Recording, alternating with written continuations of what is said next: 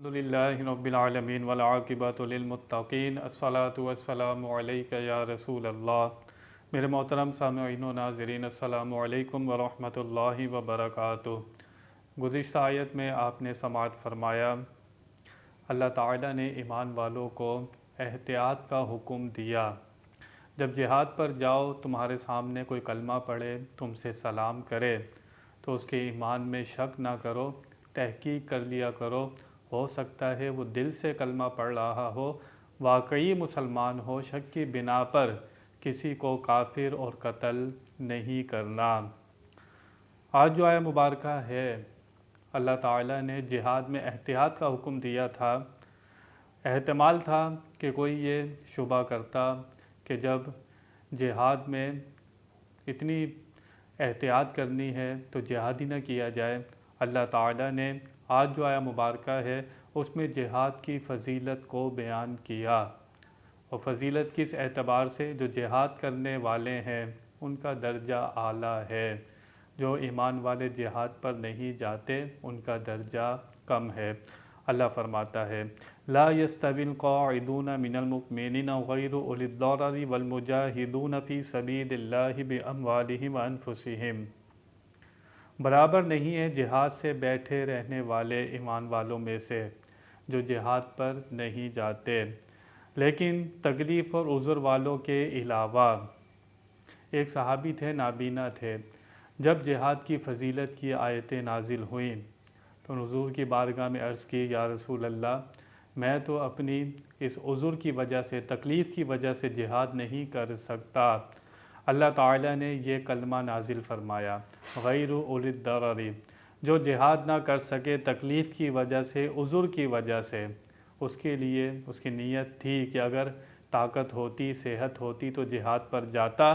اللہ تعالیٰ نے یہ لفظ نازل فرمایا کہ عذر والوں کے لیے رعایت ہے۔ والمجاہدون فی سبیل اللہ باموالہم وانفسہم، اور جہاد کرنے والے اللہ کی راہ میں اپنے مالوں سے، اپنی جانوں سے۔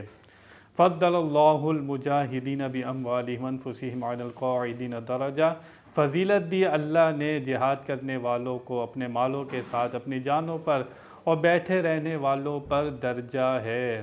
جو جہاد کرتے ہیں ان کا اعلیٰ درجہ ہے، جو جہاد پر نہیں جاتے۔ وَكُلًّا وَعَدَ اللَّهُ الْحُسْنَىٰ وَفَضَّلَ اللَّهُ الْمُجَاهِدِينَ عَلَى الْقَاعِدِينَ أَجْرًا عَظِيمًا، اور اللہ تعالیٰ نے سب سے بھلائی کا وعدہ فرما لیا ہے اور فضیلت دی اللہ نے جہاد کرنے والوں کو، بیٹھے رہنے والوں پر بڑے ثواب کی۔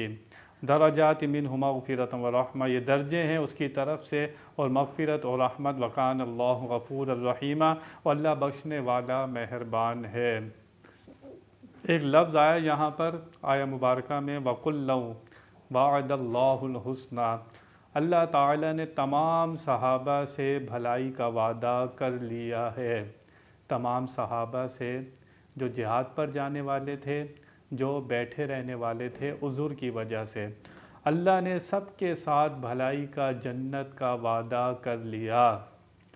اب حضور کے سارے صحابہ سے بھلائی کا وعدہ ہو چکا، اب کوئی حضور کے صحابہ کے معاملے میں بحث کرے، امیر معاویہ صحابی ہیں، ان کو صحابی نہ مانے، ان کے لیے غلط لفظ کہے، ان پر طعن کرے، اللہ فرماتا ہے اللہ تمام صحابہ سے راضی ہو گیا۔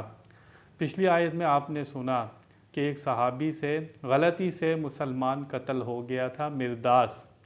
اللہ تعالیٰ نے ان کو صحابیت سے باہر نہیں نکالا، ان صحابی کو یہ نہیں کہا کہ تم صحابیت سے نکل گئے، تم کافر ہو گئے۔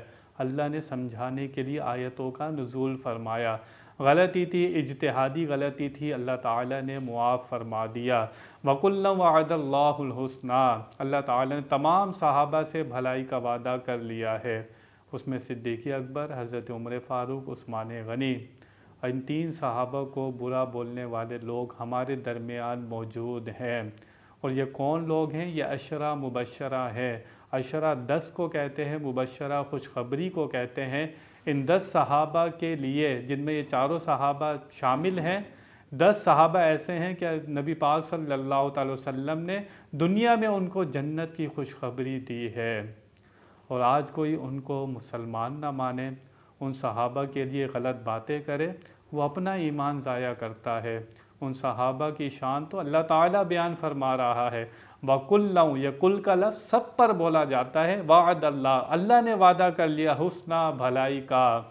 جب سب صحابہ سے اللہ نے بھلائی کا وعدہ کر دیا، آج کون ہے جو ان کے بارے میں غلط بات کہے؟ اس لیے حضور فرماتے ہیں میرے صحابہ کے معاملے میں اللہ تعالیٰ سے ڈرتے رہنا، بہت احتیاط چاہیے، اہل بیت کے بارے میں بھی اور صحابہ کے بارے میں بھی۔ ایسا نہ ہو، درجے مرتبے اللہ نے رکھے ہیں، لیکن یہ نہیں ہو سکتا کسی کا درجہ اعلیٰ بتائیں اور دوسرے کو آپ صحابی نہ مانیں یا اسے برا بھلا کہیں۔ بہرحال جو صحابی ہے اس سے اللہ تعالیٰ نے بھلائی کا وعدہ کر لیا ہے، اور صحابہ کے معاملے میں اللہ تعالیٰ سے ڈرنا ہے۔ یہ بہت اہم مسئلہ ہے، اس میں بے احتیاطی اور غلط لفظ ہمارے ایمان کے لیے خطرناک ہو سکتے ہیں۔ اللہ تعالیٰ سے دعا ہے کہ وہ ہمیں ادب کی توفیق عطا فرمائے۔ وآخر دعوانا ان الحمد للہ رب العالمین۔